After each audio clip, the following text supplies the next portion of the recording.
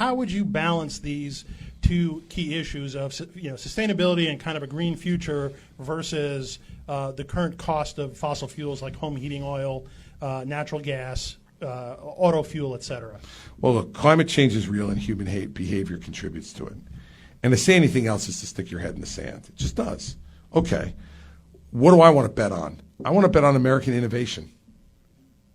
American innovation has gotten us out of every crisis we've ever been in.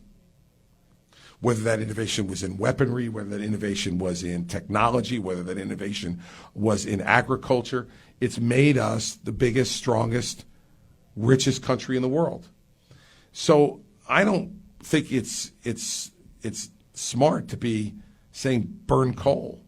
Like, okay, in some places we are going to burn coal.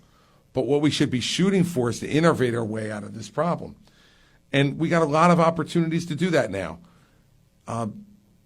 First off, there should be natural gas pipelines to New Hampshire and Vermont and Massachusetts. And they've tried. Yeah, I know they have. And we did it in New Jersey. And let me tell you what it's led to. Lower heating costs and a lower carbon footprint. Because we're not burning almost at all anymore in New Jersey home heating oil. And we're certainly not burning coal anywhere in New Jersey. Why?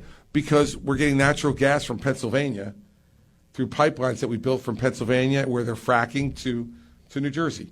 Second, in New Jersey, you'll find this hard to believe, but we provide 53% of our electricity with nuclear in the most densely populated state in America.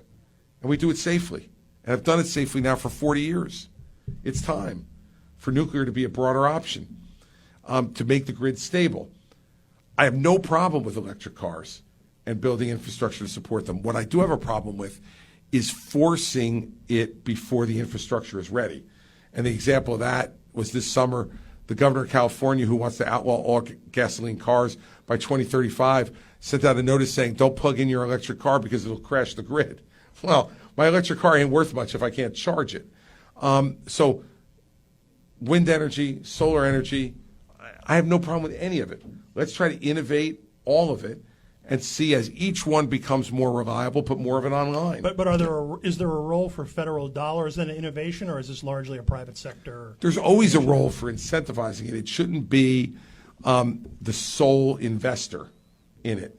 What we should be doing is incentivizing the private sector to invest their money in it, to let them know it's a worthwhile enterprise, and to be a partner with them. But we shouldn't be the sole supporter of it, and I think the Biden administration has gone overboard in that regard. But folks like Trump and DeSantis and Ramaswamy who deny climate change is happening are living in their own world, and they're pandering. The fact is climate change is happening, and we contribute to it. We're not the sole contributor to it. There are other environmental factors that contribute to it that have nothing to do with human beings, but we play a role. And how, by the way, why would we think we didn't? We're living here.